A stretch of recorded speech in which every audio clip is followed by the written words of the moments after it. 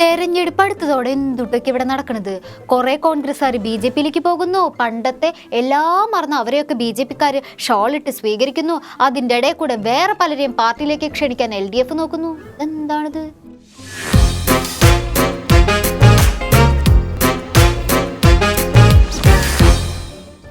തെരഞ്ഞെടുപ്പിന്റെ വൈബ് അടിച്ചപ്പോ തന്നെ സുരേന്ദ്രൻജി പറഞ്ഞൊരു കാര്യം ഉണ്ടായിരുന്നു. നിങ്ങൾ ഞെട്ടുന്ന പലരും BJP-യിലേക്ക് എത്താൻ പോവാണെന്ന്. പുലി വരുന്നേ പുലി എന്ന് പറയണ കഥയിലെ പോലെ പലരും ഒന്നും മൈൻഡാക്കിയില്ല. പക്ഷെ ഇപ്പൊ സുരേന്ദ്രൻജി എന്ത് പറഞ്ഞാലും കോൺഗ്രസ് നേതാക്കളുടെ ഉള്ളൊന്ന് പിടയ്ക്കും. ഒരു ഗ്യാപ്പില്ലാണ്ടല്ലേ കോൺഗ്രസിൽ നിന്ന് ആൾക്കാർ BJP-യിലേക്ക് പോണത്. എന്തോ വരാൻ പോകുന്നു എന്റെ മനസ്സ് പറയുന്നു. നിരവധി കോൺഗ്രസ് പ്രവർത്തകർ ഈ തെരഞ്ഞെടുപ്പ് കാലത്ത് NDAയിൽ ചേരും. സുരേന്ദ്രൻജി ഇത് പറഞ്ഞ് നാവിങ്ങോട്ട് ഇട്ടുള്ളോ. പിന്നെ മാലപ്പടക്കത്തിന് തീ കൊടുത്ത പോലെയല്ലേ കോൺഗ്രസിൽ നിന്ന് ആൾക്കാർ പോയോണ്ടിരിക്കണത്. തെരഞ്ഞെടുപ്പ് കഴിയുമ്പോഴേക്കും പാർട്ടിയിൽ ആരെങ്കിലും ഒക്കെ കാണുമെന്തോ.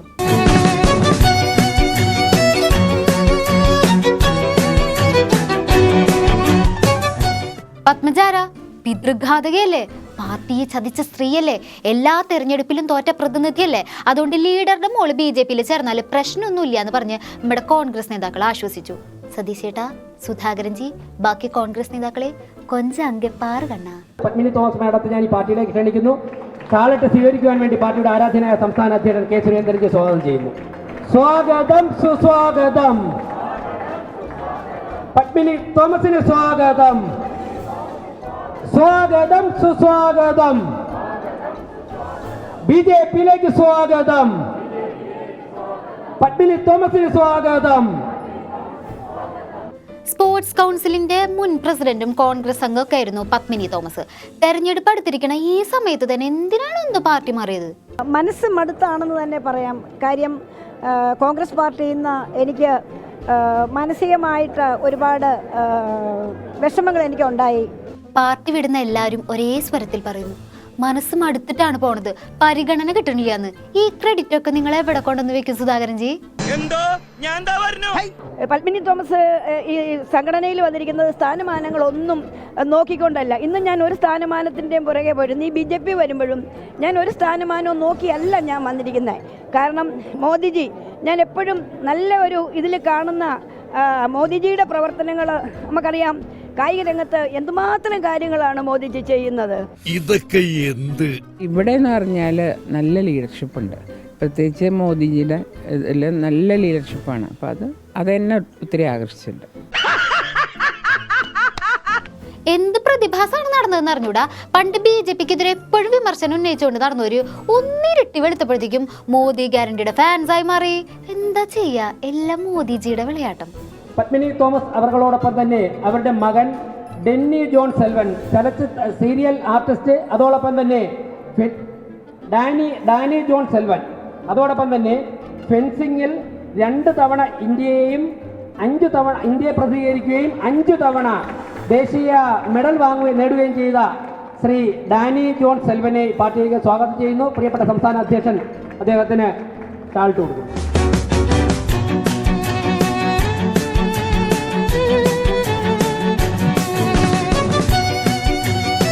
സ്വാഗതം, സുസ്വാഗതം.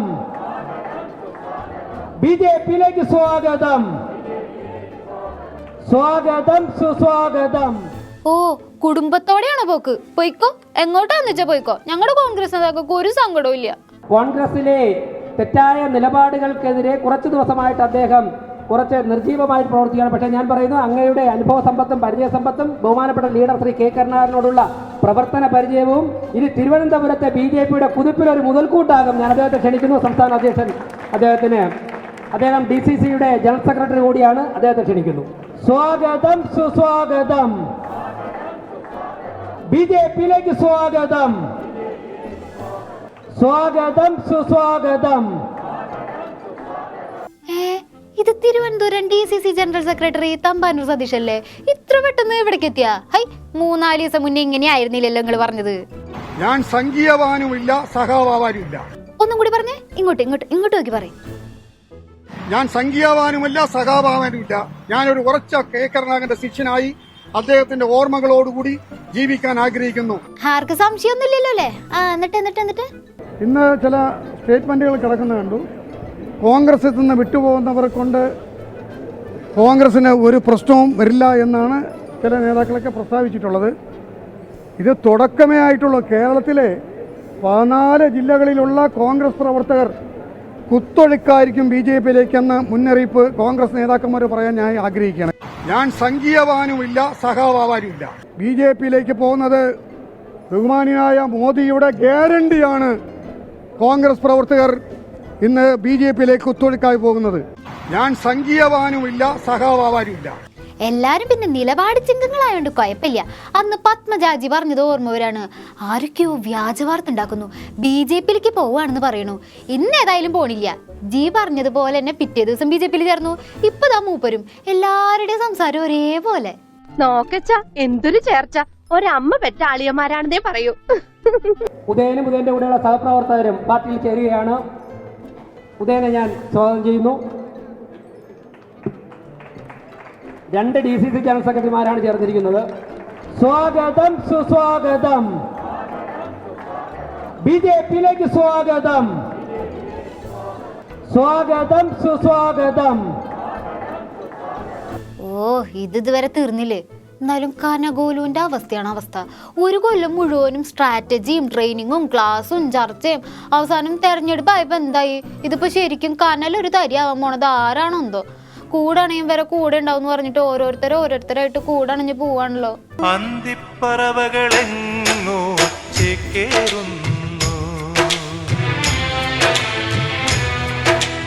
അതേസമയം മറ്റൊരിടത്ത്